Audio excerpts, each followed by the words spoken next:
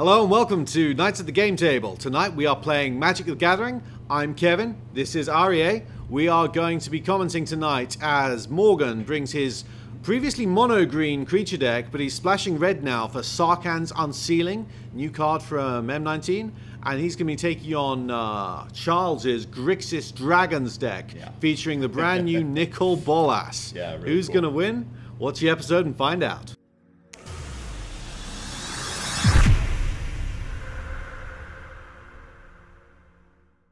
To keep up to date with everything at Knights at the Game Table, all you have to do is click subscribe and then hit that tiny little notification button next to it, so every time we upload a new video, YouTube will be sure to let you know. And while you're watching, don't forget that you have an opportunity to win a box of M19. All you have to do is comment in the comments down below and then make sure you share the video. Good luck, and let's get on with the game.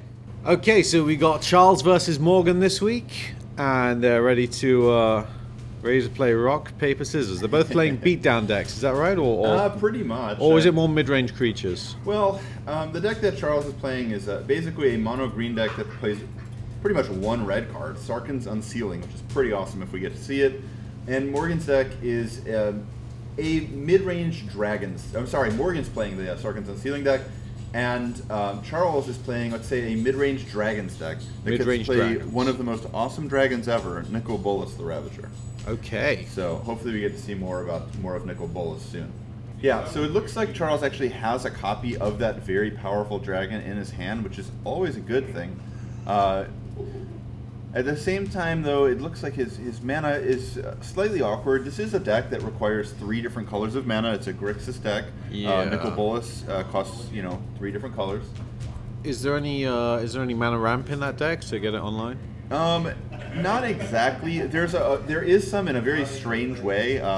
There's Sarkhan, the new planeswalker from M19, Sarkhan Fireblood. And Sarkhan Fireblood is a 3-mana planeswalker that can add 2 mana to cast a dragon spell. So Sarkhan is a sort of a pseudo-ramp card because it'll allow him to play Nicol Bolas, or it can also play another dragon in his deck, Glorybringer. Nice. So Nicol Bolas does, Sarkhan actually does kind of act as a means of ramping in the deck, and that is possible. But at the same time, in your best hands, honestly, I think, in the dragon deck, your best hands are like, using multiple removal spells in the early turns and then worrying about your planeswalkers and dragons later. Gotcha, okay. So more control the board for a few turns rather than ramping up to the bigger monsters. Yeah, I would say it acts kind of like, if you remember old school, like a Jund deck. Sort of a mid-range deck that plays a lot of removal spells, but then just plays highly efficient and strong threats at the top of its curve to try to just overpower your opponent. Nice. So it looks like, even though Morgan's playing a green creature deck, his first play is not a green creature, it's a artifact, Heart of Kiran. And then the same goes for Charles. We see a Scrap Heap Scrounger as well showing up for him. So sort of some Kaladesh block constructed gotcha, yeah, so action here. Is that vehicle on Oh, yes it is, on the side? Yeah, Heart of Kiran, a very powerful 4/4 vehicle. Unfortunately, Morgan without a play to be able to crew that vehicle and come in for damage. It does look like he has a copy of a couple of really cool ones, though. He does actually have a copy of Sarkhan's Unsealing, so we get to see that. Okay. Which is going to be awesome. So tell me about Sarkhan's Unsealing. What does that do? Sarkhan's Unsealing is cool. It basically turns all of your creatures into Flame Tongue Kavu, is effectively what it does. Okay. So if you're not familiar with that card... I am. That was a savage limited card. So one of my bigger claims to fame in Magic is that I've beat Kai Bude on 2 occasions. Both times I played him, and both times I had Flame Tongue Kavus at the time the card came out. And I was in a draft next to one of his teammates. I think it was Dirk Babowski. Yep. And Dirk passed me a Flame Tongue Kavu and I opened one. So when I played the first one, Kai was like, for goodness sake. And I played the second one, and he looks at Dirk, and Dirk's like, he's like, you handed him that? And he's like, I took the rail. What is your problem? Yeah, it's pretty funny. So I'm well familiar with how devastating Flame Tongue Kavus can be. Speaking of devastating limited mechanics, Morgan has a copy of Mare, which is a card that has hexproof. Perhaps the most frustrating limited mechanic of all time, which basically means that Mare can almost never die, especially to anything targeted, which is pretty much all that Charles has got. Yeah. So And we've got the awkward combination of both players having creatures that don't particularly like work that well. Like, both players having cards that are like slightly awkward, where Charles can play Nicol Bolas, I think, which I think he's going to do. There it is. Oh, there he is. Ravager. Which he can do, but at the same time, Nicol Bolas would trade with Heart of Kiran, which is, I don't think, a trade you want to make. So it's sort of a little bit of an awkward situation. So talk to me about this iteration of Nicol Bolas. What does he do? And Nicol Bolas does everything. So it's a 4/4 flyer for 4 mana, Grixis colors, red, blue, and black, and then 1. It makes your opponent discard a card when it comes into play, which is why Morgan discarded that Hush Up Oasis. And then for 7 mana, you can flip it into a ridiculous planeswalker with absurd abilities that you wouldn't even believe. Oh, okay, all right. So in my era, Nicol Bolas was like a 7/8 mana Elder Dragon Legend that made your opponent discard their hand if they got hit. No. Had a huge upkeep. This Nicol Bolas can do things such as deal 10 damage to a creature as one of its abilities. Another one of its abilities is draw 2 cards, and its third ability is to return, basically a raise dead, return a creature from a graveyard as well. So it's just like, it's one of the most powerful planeswalkers that they've ever printed, but you do have to pay a total of 11 mana to have that card. This 4/4 is like Nicol Bolas pre-Ascension, is it? Before his Spark ignites, is that the idea? Yes. So this is like Nicol Bolas as he's like he's ramping up, he's getting ready, like, hey, discard a card, and then when he flips into his final form, it's like problematic for your opponent, but it does cost 7 total. I'm sorry, 7 to do it, plus 4 to cast it, so it's basically like 11 mana planeswalker, so it better be pretty powerful. For sure. Oh, okay. Right. So that's is that Sarkhan? No? Yeah, that's Sarkhan Fireblood, which is a pretty cool card. And it has sort of a, if you remember Merfolk Looter, this is like the reverse Merfolk Looter. Discard then draw? Discard then draw, which is the way that they typically template the red cards now. I see. The blue cards will be draw discard, and the red cards are generally discard first. But in practice, it kind of ends up being about the same ability. Yeah. And so Morgan looks like he's having a little bit of a land-heavy hand. He does have the Sarkhan's Unsealing in play at this time, which seems actually pretty amazing. And he's going to take this Heart of Kiran and attack Sarkhan. I think at this point probably just let Sarkhan kind of die here, because I think Nicol Bolas, having Nicol Bolas in play seems like very strong. Oh no. Oh, Lord. Yeah, there's the Sarkhan's Unsealing. So Sarkhan and Nicol Bolas, friends in the story, not so much friends in this particular game. Wow. Yeah, that's awkward. I think that Charles really was kind of depending on Nicol Bolas living. And this does show you one of the drawbacks to having Scrap Heap Scrounger in your deck. I mean, it's in the deck for a reason. It's there because you can discard it to the Sarkhan and return it to play later, which is a cool thing. That's cool. And also, like, your mana base is 3 colors. It's slightly awkward. It's a colorless card you can come down early. So it has, like, some points for it. But the negative of it, to not be able to block ever, yeah, it's a bit of a disadvantage. Yeah. So talk me through Scrounger exactly. It's a 2-mana 3/2 that can't block, and you can pay 1 and 1 black mana to exile a different creature from your graveyard and return it to play. Untapped too, which is actually important sometimes for brewing the vehicles and such. So it looks like Morgan's sitting behind some just Vinemere, hexproof guys. And at the same time, we got Charles here staring at some removal spells on his hand and just going, I can't remove those hexproof guys. Yeah, it's just like, come on. So hexproof, really. that Sarkhan's Unsealing, how much mana is that? It's 4 mana, and it's whenever you play a creature, you get to deal 4 damage to a creature? Correct. A creature with 4 power or more, and you get to deal 4 damage wherever you want to. Now, if you can you do it to players? And you can deal Sarkhan's damage to players, right? Yeah, and therefore planeswalkers? And planeswalkers as well, yeah. Okay, that's pretty So brutal. Sarkhan's Unsealing is pretty cool card. If you're able to cast a 7-power creature, it deals 4 damage to the player and all their creatures. Oof. But you have to cast a 7 to do that. That's pretty brutal. Yeah, it is a combo in one card and limited in M19, which is a 7/3, and I have been on the unfortunate side of that, and it is not a good feeling. Oof. Okay, so just a small walking ballista, plus a Chandra. A small walking ballista. You'd think that would be a contradiction in terms, really, but they have in fact created a small walking ballista. Yes. Ballista's not really known for their miniature versions. No. I guess it's like whatever that the old school like card was like orcs. The orcs had like a little shot put, catapult or whatever that was. Grape shot catapult. Grape shot catapult. Yeah, that was probably a small ballista or something, right? Yeah, something like that. All right. Steel Leaf Champion, another 4-power plus creature. Yeah. And, feels like once that Unsealing's on the board. Yeah, it's interesting because this deck has existed in several forms of sort of a mono green deck, but in this game we're really seeing how M19 brings a new card, Sarkhan's Unsealing. Just how brutal that card is when every creature you play becomes Flame Tongue Goblin. Yeah, in a matchup against another creature deck, that seems like that's really going to swing things in your favor.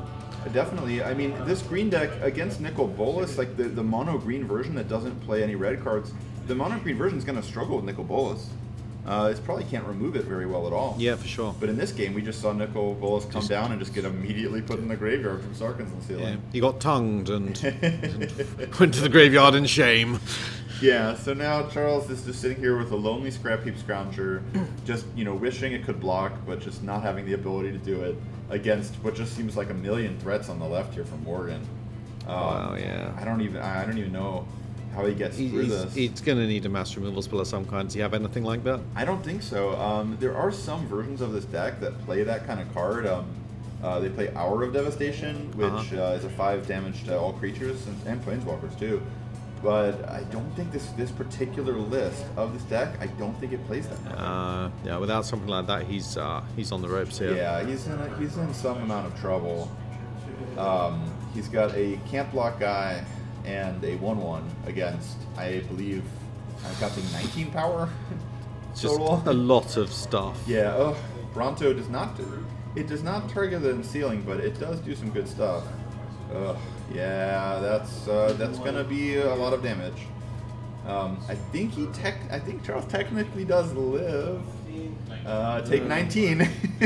Okay.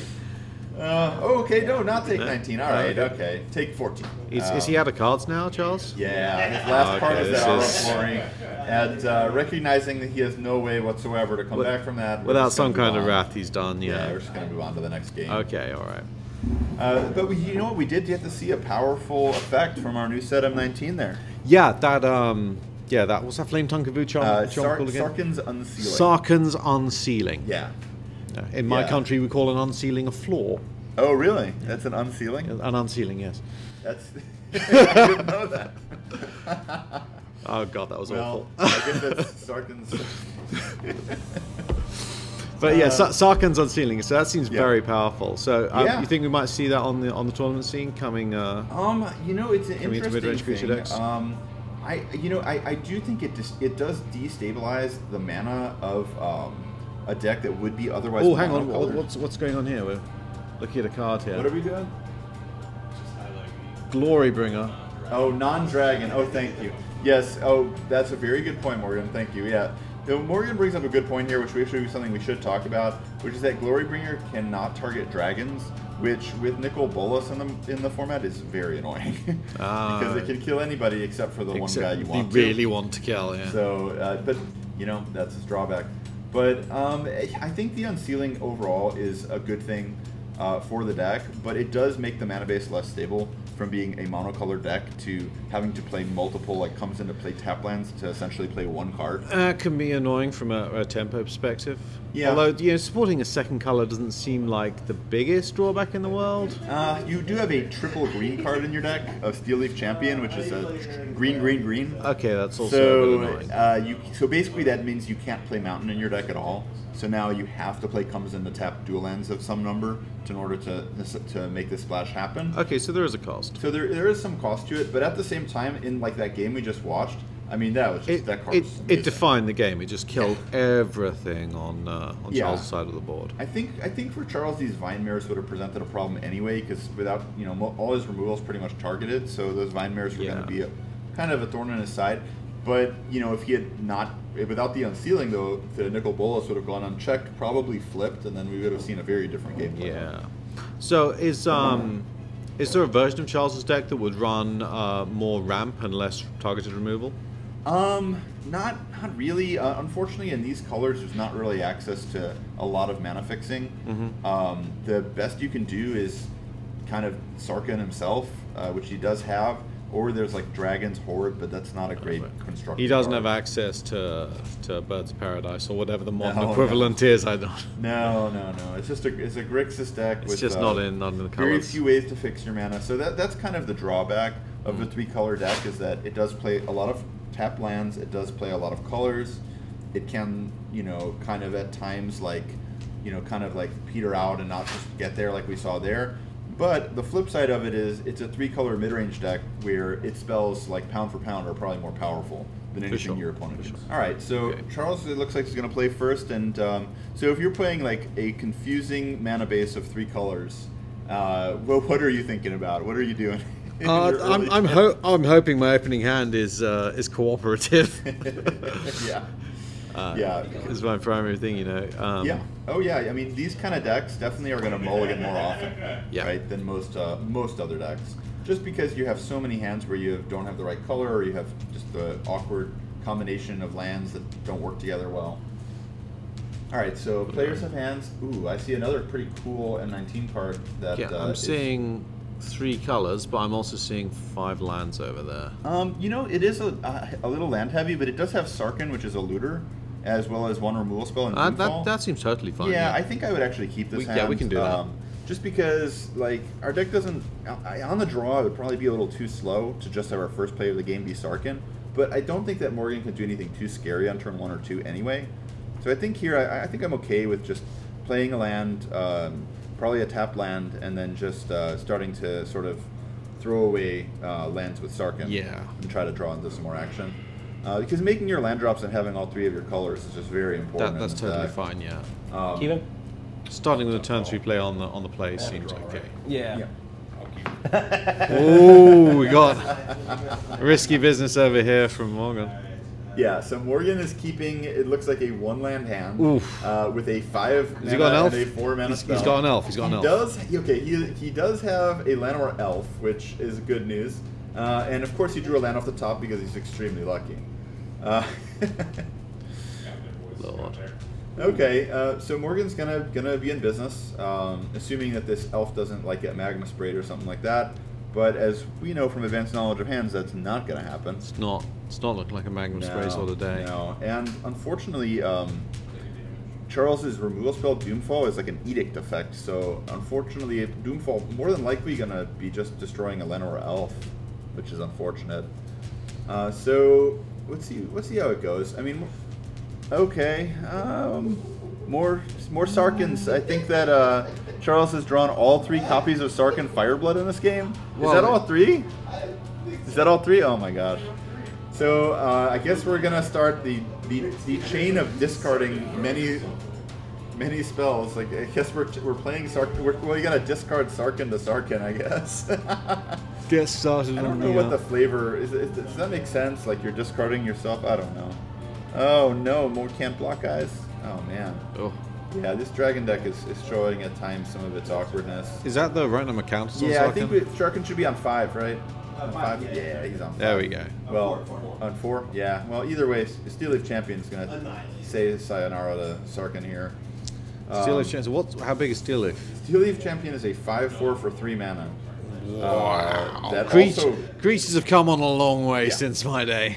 It's also an elf. It is, I think... What? Yeah, it's like the largest elf that there's ever been, I think. Oh my word, and there's that... Yeah.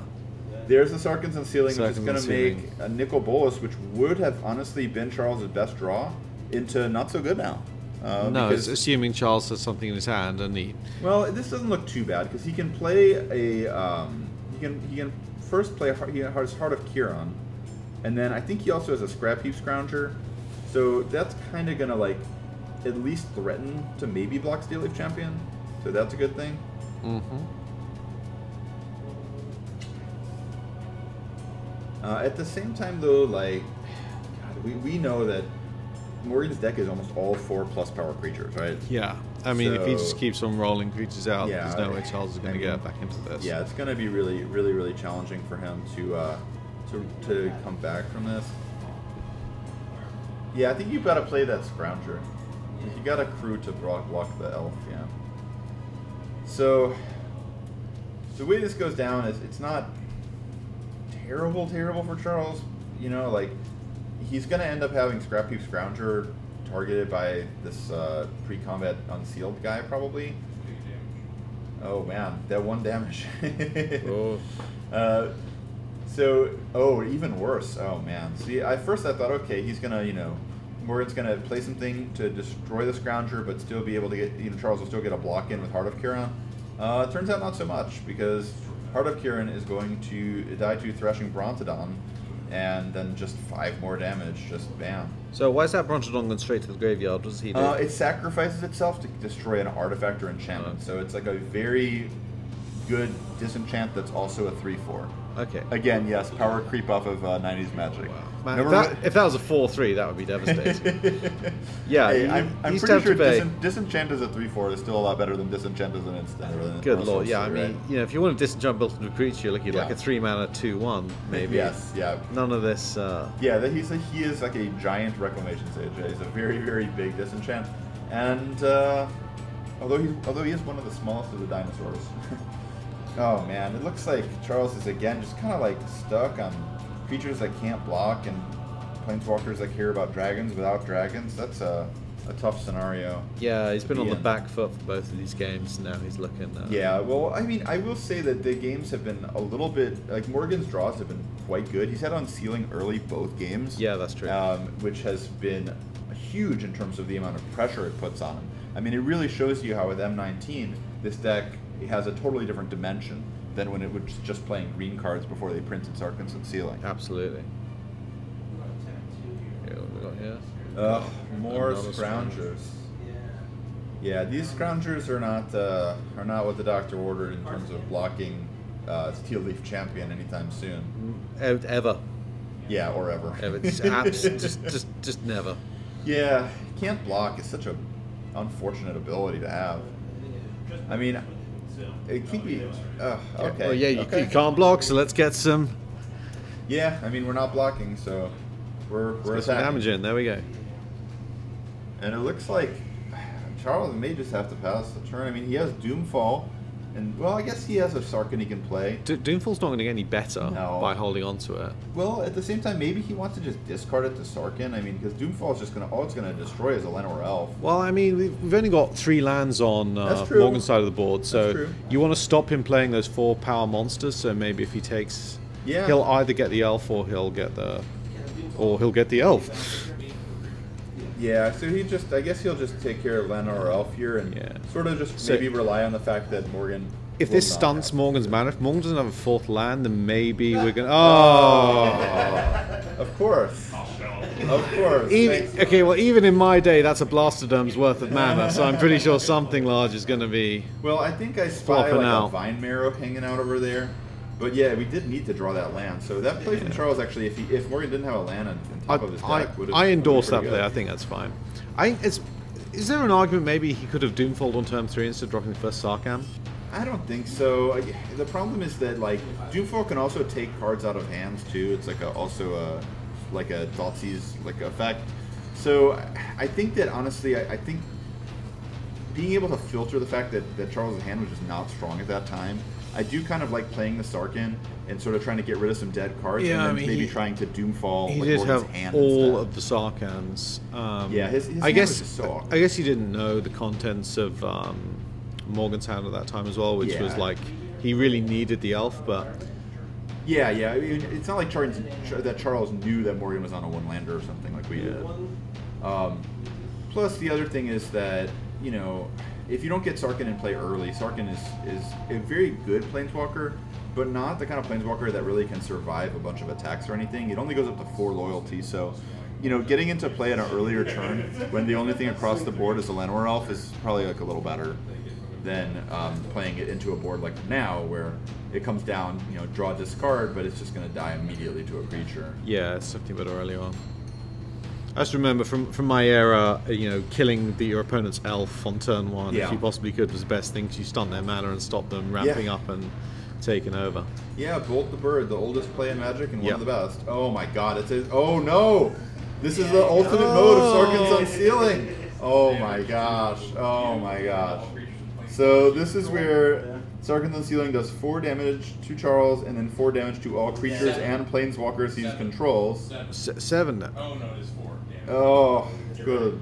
So what's that creature that you dropped there that That triggered is that? Gauntlet Primal Hunger, and that is the sound of someone picking up their cards in response to Gauntlet Primal Hunger. So talk me through that Primal Hunger quickly. It's how much It is a mana? 12/12. A 12/12 for how much? It's a 12/12 for 12, but its mana is reduced by the power of creatures you control. Oh, I see. So it was, at that point, I believe, a 2-mana 12/12 that Wow. also deals 4 damage to everything your opponent controls and them. Okay, that's big. That's big, be big in any format. It's as big as it gets.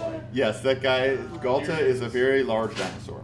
So it looks like Sarkhan's Unsealing was Charles's Unsealing. That did really well for Morgan right there. Yeah, that was the fact that he played a 12/12 that then dealt 4 damage to everything. Oh my goodness. That was an explosive end to that match. Yeah, that addition to that deck, that new M19 card gives a lot of extra board control and presence to a deck that previously relied on, that did well, just slapping big creatures down. Yeah, it turns out going from no removal spells to every card in your deck being a removal spell. It's pretty brutal. It's a pretty big difference when you're playing out games, yeah. Well, that was an eye-opener. Sad we didn't get to see Nicol Bolas, but I'm sure he'll be around in times to come. Yep. Thank you for watching Knights at the Game Table.